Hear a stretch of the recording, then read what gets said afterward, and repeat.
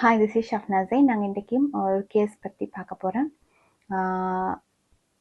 இது ஒரு பாடசாலையில் தரம் 8ல் படிக்கிற மாணவர்கள் சேர்ந்து செஞ்ச ஒரு விஷயம்.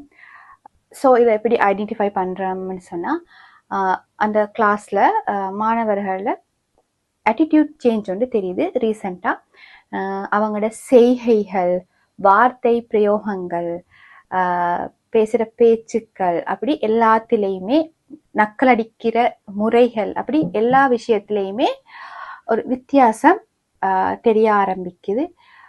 ஸோ சம்திங் இஸ் ராங் அப்படின்னு நாங்கள் ஐடென்டிஃபை பண்ணி பிள்ளைகளை எடுத்து கதைக்கிற நேரம் தெரிய வந்த விஷயம் என்னன்னு சொன்னால், அவங்களுக்கு ஒரு வாட்ஸ்அப் குரூப் இருக்கி அதில் அவங்க முறையில்லாத தகாத வீடியோக்களை ஷேர் பண்ணி எல்லாரும் சேர்ந்து அதை பார்க்குற ஒரு சந்தர்ப்பம் காணப்பட்டுச்சு. இந்த பிள்ளைகளுக்கு உண்மையாக பர்சனல் ஃபோனிக்கு தான் கேட்டால் இல்லை, கிரேட் 8 பிள்ளைகள் தானே. அப்போ இவங்க யூஸ் பண்ணுறது பேரண்ட்ஸோட ஃபோன்.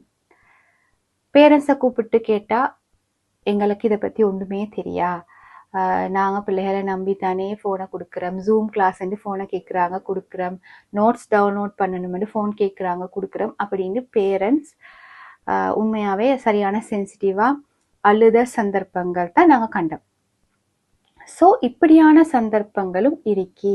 நாங்கள் பிள்ளைகளை 100% நம்ப தான் வேணும். ஆனால் நான் சொன்ன மாதிரி எங்களோட கைடன்ஸுக்கு கீழே தான் எல்லா விஷயமும் நடக்கணும், எங்களோட பார்வையின் கீழே தான் எல்லா விஷயமும் நடக்கணும் என்றதுல ஸ்ட்ராங் ஆயிடுங்க. இது சர்வசாதாரணமாக நடக்குது. இது வெளி சமூகங்கள்லையோ இல்லாட்டி வெளிநாடுகள்லையோ மட்டும் நடக்கிற விஷயம் இல்லை.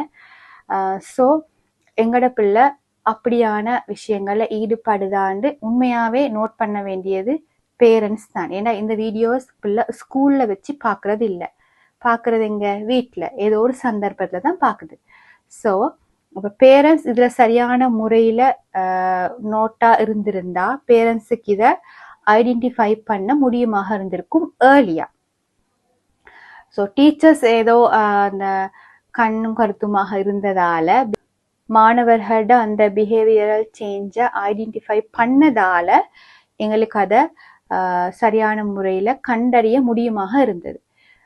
ஸோ இப்போ பேரண்ட்ஸ் எந்த அளவுக்கு கவனமாக இருக்குன்னு யோசிங்க. கிரேட் 8 பிள்ளைகள் இந்த மாதிரி வீடியோஸுக்கு எடிக்ட் ஆனால் அவங்களோட முழு வாழ்க்கையுமே கேள்விக்குறியாகிற சந்தர்ப்பங்கள் அதிகமாக காணப்படும். ஸோ இங்கே நிறைய பிரச்சனைகள் இருக்கு.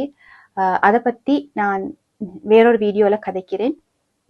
ஸோ பேரண்ட்ஸ் கொஞ்சம் கவனமாக இருங்க. ஃபோன் பிள்ளைகள் யூஸ் பண்ணுறேன்டா மேபி உங்களுக்கு இந்த ஹைட் பண்ணுற ஆப்ஸோ இல்லாட்டி இது நிறைய ஃபோனில் டெக்னாலஜிக்கலி நிறைய வளர்ந்துட்டு, ஸோ உங்களுக்கு ஒரு விஷயம் தெரியலைண்டா அதை பற்றி தெரிஞ்ச யார்கிட்டையாவது கேட்டு சரி அந்த விஷயங்களை கொஞ்சம் பார்க்க முயற்சிங்க.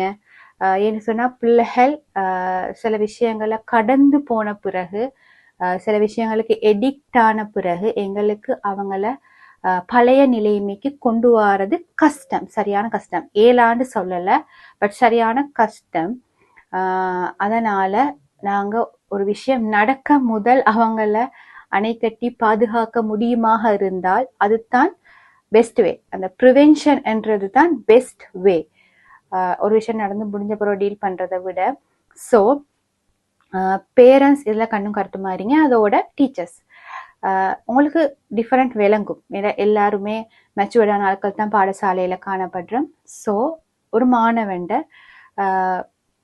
உடல் பாவனைகள்லையோ இல்லாட்டி பேச்சுக்கள்லையோ எங்களுக்கு டிஃப்ரெண்ட் விளங்கும், நிச்சயமாக விளங்கும்.